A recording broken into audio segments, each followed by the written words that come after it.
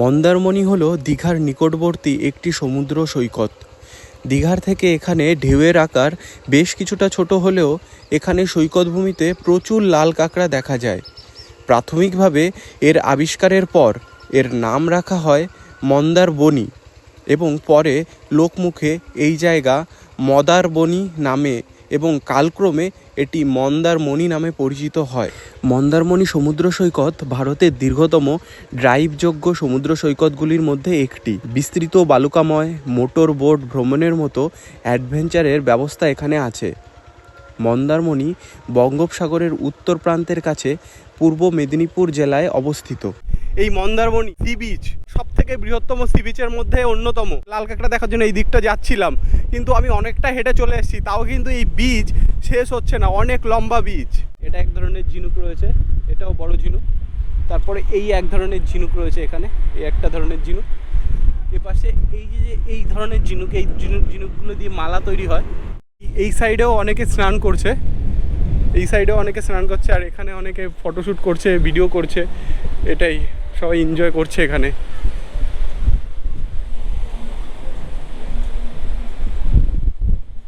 তো এখানে অনেকে এই সি বিচের উপরে শুয়ে রয়েছে, শুয়ে রেস্ট নিচ্ছে। এখানে যারা এই হোটেলটায় এসছে, এই হোটেলটায় যারা এসছে তারা এইখানে এসে স্নান করছে। এখানে বিচের পাশে এইখানে কতগুলো হোটেল আছে, এইখানেও চাইলে তোমরা এই হোটেলগুলোতেও থাকতে পারো, একদম বিচের পাশেই এই হোটেলগুলো রয়েছে। তো গাইস, অনেকটাই হেঁটে চলে এলাম এই দিকটায়। লাল কাঁকড়া তো দেখতে পেলাম না, কিন্তু এখানে যেটা দেখতে পেয়েছি সেটা হচ্ছে প্রতিমা বিসর্জন এখানে হচ্ছে। এটা কি প্রতিমা? এটা বিশ্বরূপ ঠাকুর। এই পুজোটা কোথায় হয়? এইখানে কালী, মানে আমাদের দাদনপত্র যে হাই স্কুলটা আছে। আচ্ছা আচ্ছা, 4 দিন ধরে, 4 দিন পুজোটা হয়। বৈশাখের 4 দিন। আজকে কি বিসর্জন?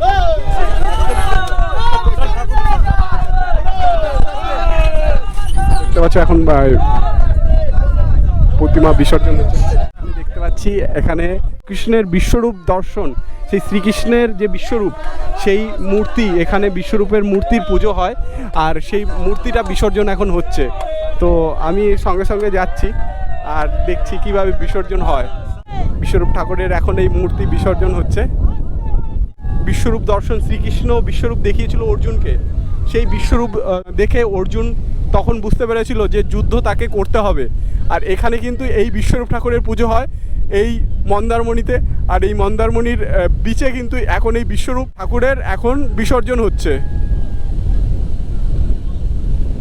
এখন ঘোরানো হচ্ছে, এটা মুদিটাকে ঘোরানো হচ্ছে, তারপর কিন্তু বিসর্জন হবে।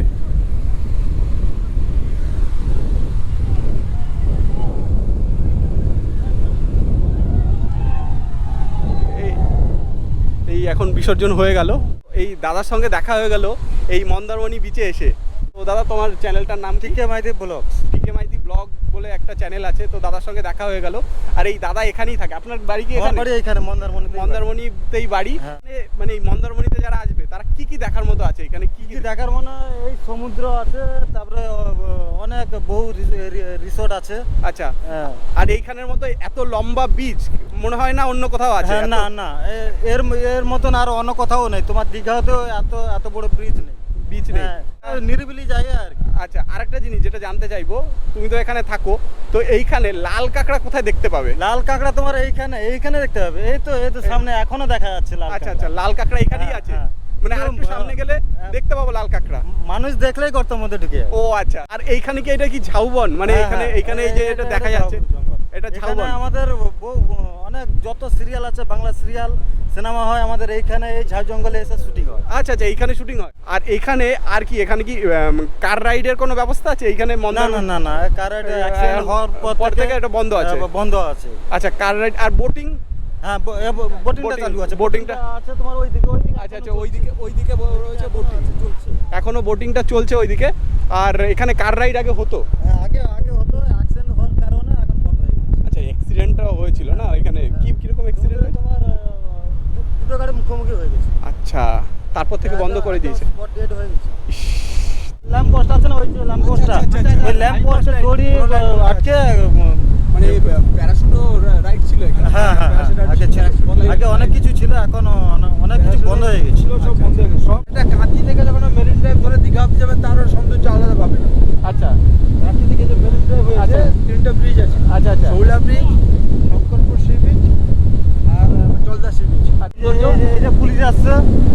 কে বাইক নিয়ে ঘুরছে না তোমার গাড়ি নিয়ে আসে সব ফলো করছে।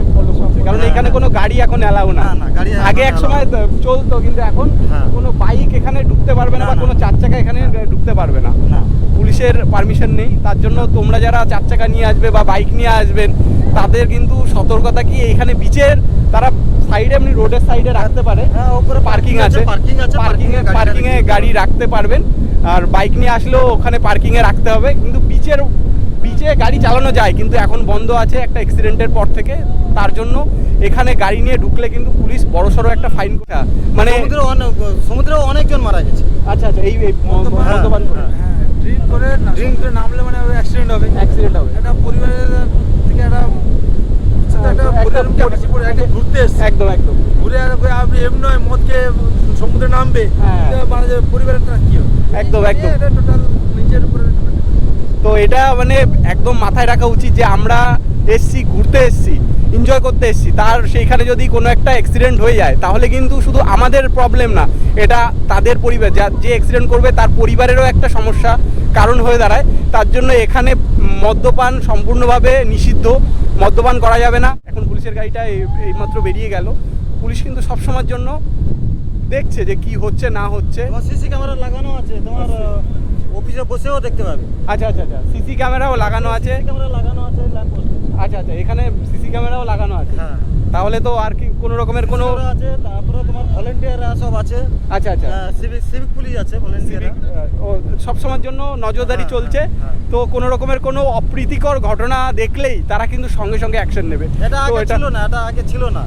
এই কিছুদিন আগে তো তোমার 3 বছর হলো আচ্ছা আচ্ছা, ঘটনার পরে হয়েছে এবং মানুষের ভালোর জন্যই হয়েছে। মানে হ্যাঁ। এটা নয় যে এটা বন্ধ হয়ে গেছে বলে এনজয়মেন্ট কমে গেছে। না না না, এটা এনজয়মেন্ট কমেনি, কারণ এনজয় করুন, হোটেল আছে, দোকান আছে, দোকান আছে, বসে সেখানে এনজয় করুন। হ্যাঁ। ওখানে পুলিশও কিছু বলবে না। কিন্তু এই ড্রিঙ্কস করে এই সমুদ্রে নামা, তারপর সমুদ্রের বিচে এসে ড্রিঙ্কস করা, এটার জন্য কিন্তু পুলিশে অ্যাকশন নেয় এবং সমস্ত নজরদারি চলছে, সিসিটিভি ক্যামেরা আছে। আমি আরও ঘুরবো, আরও দেখাবো, দেখি লাল কাঁকড়া দেখাতে পারি কিনা। এই দাদা বললো যে লাল কাঁকড়া আছে এখানে, যদি দেখার সুযোগ পাওয়া যায় তাহলে তো ভালো, কারণ দীঘায় লাল কাঁকড়া দেখা যায় না, মন্দারমণিতে শুনেছি লাল কাঁকড়া আছে। দেখি, খোঁজ নেব, দেখি যদি দেখতে পারি তাহলে দেখাবো, না হলে না দেখতে পারলে, আমি না দেখতে পারলে তোমাদেরও দেখাতে পারবো না। কলকাতা থেকে আসবেন, ফর্সা মানুষ কালো পড়ে যাবে এখানে, কারণ নোনা হাওয়ায় গায়ে লাগলে পুরো কালো পড়ে যাবে। রং দেখে মানুষকে বিচার করা উচিত না। মানুষের ব্যবহারটাই আসল। হ্যাঁ, মানুষের ব্যবহারটাই আসল, ব্যবহারের পরিচয়, ব্যবহারই মানুষের পরিচয়। তো দাদার চ্যানেলটাকেও তোমরা সাবস্ক্রাইব করে দিও, তাহলে দাদাও অনেক নতুন নতুন ভিডিও নিয়ে আসছে। টিকে মাইতি ব্লগ সার্চ করো, আর সাবস্ক্রাইব করো, কমেন্ট করো, শেয়ার করো, আর দাদার চ্যানেলটাও একটু ফলো করো। অবশ্যই অবশ্যই কমেন্ট করো, শেয়ার অবশ্যই, করো, তোমাদের জন্যই আমরা আছি, তোমাদের উৎসাহ পেলে আমরা আরও অনেক জায়গায় তোমাদের দেখাবো, অনেক নতুন নতুন ভিডিও নিয়ে আসবো। দাদার পাড়াই এই বিশ্বরূপের পুজোটা হচ্ছিল। এই বিশ্বরূপের পুজোটা আমি ওখানে দূরের থেকে দেখলাম যে এখানে কিছু একটা হচ্ছে। তো আমি হেঁটে হেঁটে যখনই এলাম তখনই এই পাড়ার পুজোটা, মানে বিশ্বরূপের পুজোটার বিসর্জন হলো, আর আমি একদম লাইভ দেখালাম, তোমাদেরও দেখালাম, মানে ভিডিওটা করেছি। ক্যামেরাটা দেখে চলে এলাম। না না, ভাবলাম দাদার মনে হয় ইউটিউব চ্যানেল আছে। হ্যাঁ, তো এই দাদার সঙ্গেও দেখা হয়ে গেল, আর এই বিসর্জনটাও দেখলাম। খুবই একটা নতুন একটা সংযোজন হলো আর কি। এমনিতে বিচে এসে প্রতিমা বিসর্জন এই প্রথমবার আমি দেখলাম। তো আমি এখন এই যে বিচটায় আছি, মন্দারমণির ওই পাশের যে বিচটা থেকে এই পাশে চলে এলাম, এটা হলো লাল কাঁকড়া বিচ। তো এই লাল কাঁকড়া বিচে এসছি লাল কাঁকড়া দেখার জন্য, আর সেই সঙ্গে সঙ্গে দেখলাম বিশ্বরূপ বিসর্জন। বিশ্বরূপের পুজো এখানে হয়, মন্দারমণিতে হয়। সেই বিশ্বরূপের বিসর্জন এখানে আমি এসে দেখতে পেলাম। এখানে একটা বড় শঙ্খ দেখতে পেলাম, দেখতে পাচ্ছ, এটা একটা শঙ্খ। শঙ্খটা শুকিয়ে গেছে, মানে এই শঙ্খ অ্যাকচুয়ালি, এই শঙ্খ কিন্তু এই শামুক বা ঝিনুকের মতোই একটা জীবিত প্রাণী। এই শামুক বা ঝিনুক যেরকম তাদের খোলসটা মানে তারা যখন মারা যায় তখন তার খোলসটা এরকম সমুদ্রের ঢেউয়ের সঙ্গে ভেসে যেরকম তীরে চলে আসে, সেরকমই শঙ্খ একরকমের শামুক জাতীয় বা ঝিনুক জাতীয় একরকমের প্রাণী, যারা যখন মারা যায় তখন কিন্তু এই ঢেউয়ের তোড়ে তাদের খোলসটা এই তীরে চলে আসে। ছাতা মাথায় দিয়ে আছি, ছাতা মাথায় দিয়ে কেন আছি সেটা বুঝতেই পারছো। এখানে যা টেম্পারেচার অনেক বেশি, 40-এর উপরে টেম্পারেচার আছে এখানে। যদি ছাতা মাথায় না দিতাম তাহলে এখানে আমি 5 মিনিটের বেশি দাঁড়িয়ে থাকতে পারতাম না। ছাতাটা ছিল বলে, এই যে ছাতাটা ছিল বলে আমি কিন্তু এতক্ষণ মানে প্রায় আধা ঘন্টা হয়ে গেছে, 30 মিনিট হয়ে গেছে এখানে এরকম দাঁড়িয়ে আছি। গাইস, লাল কাঁকড়া এই গর্তের মধ্যে ঢুকেছে আর আমি নিজে খুঁড়ে এই লাল কাঁকড়াটাকে বের করছি। দেখো এই যে এইখানে লাল কাঁকড়াটা ঢুকেছে আর আমি তাড়া দিয়ে কিন্তু ওকে ওর গর্ত না ঢুকে অন্য গর্তে ও ঢুকে গেছে, তার জন্য বেশি দূর যেতে পারিনি। তার জন্য কিন্তু এই যে আমি খুঁড়ছি, খুঁড়ে তোমাদেরকে দেখাবো। বেশি দূর যায়নি, অল্প একটু দূর গেছে, তো তোমাদের দেখাবো। এতটা গর্ত খোঁড়ার পরেও লাল কাঁকড়া কিন্তু পেলাম না। মনে হয় ওরা মাটির সঙ্গে শুধু ঢুকে বসে থাকে না, ওরা গর্ত খুঁড়ে করে এক জায়গা থেকে আরেক জায়গায় চলে যায়। লাল কাঁকড়া দেখালাম আলটিমেটলি তোমাদের। এই যে এটা লাল কাঁকড়া ঢুকে বসে আছে। এই যে ঝাউ গাছ রয়েছে, মানে মন্দারমণিতেও ঝাউবন রয়েছে। যেরকম দীঘাতে গিয়ে তোমাদের ঝাউবন দেখিয়েছিলাম, বকখালিতে গিয়ে ঝাউবন দেখিয়েছিলাম, এখন এই মন্দারমণির ঝাউবনটা তোমরা দেখো। এই ঝাউবনটা অনেকটা বড়। ঝাউবনের পাশে এরকম লতানো কিছু গাছ রয়েছে, লতানো গাছ।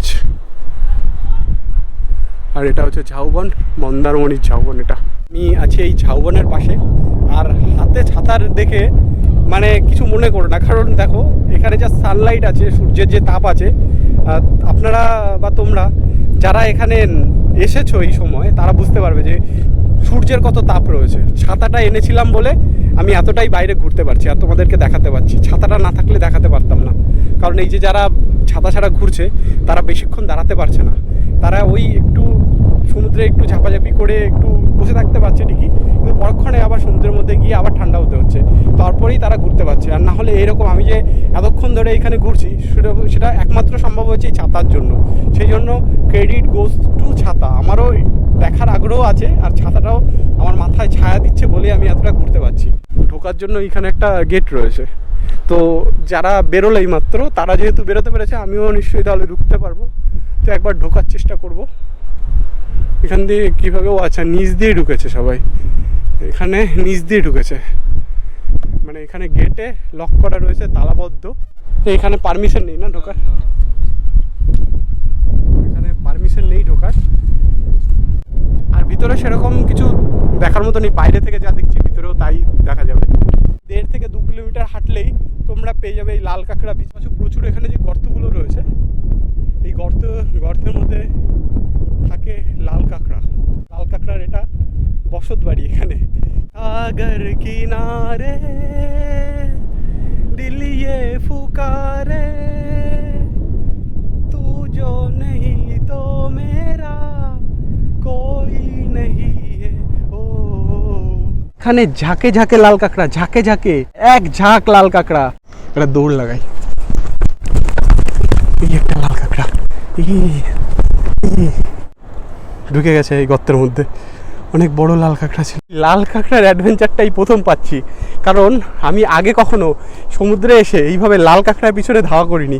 মানে দূর থেকে তোমাদের যেরকম বললাম, দূর থেকে দেখাচ্ছে এক ঝাঁক লাল কাঁকড়া সারিবদ্ধভাবে দাঁড়িয়ে আছে, কিন্তু তুমি যখনই তাদের কাছে যাবে ওরা গর্তের মধ্যে চলে যাবে, ওদের আর দেখা যাবে না। পুলিশের গাড়ি, এরা পুলিশের গাড়ি বলেই চালাচ্ছে এখানে বীজ দিয়ে। এই যে একটা লাল কাঁকড়া, এর কাছে গেলেই ও টপ করে ওই গর্তটার মধ্যে ঢুকে যাবে। তোমাদের দেখাচ্ছি, আমি আস্তে আস্তে কাছে যাচ্ছি, এ কিন্তু এই গর্তের মধ্যে ঢুকে যাবে, দেখবে।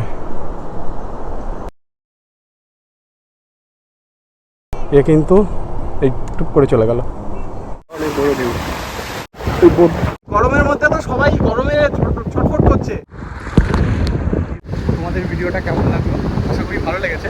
আর যদি ভালো লেগে থাকে তাহলে লাইক, কমেন্ট, শেয়ার আর সাবস্ক্রাইব করে দিও আমার চ্যানেলটাকে। পরবর্তী ভিডিওতে, পরবর্তী ব্লগে তোমাদের সাথে আবার দেখা হবে। আজকের মতো টাটা।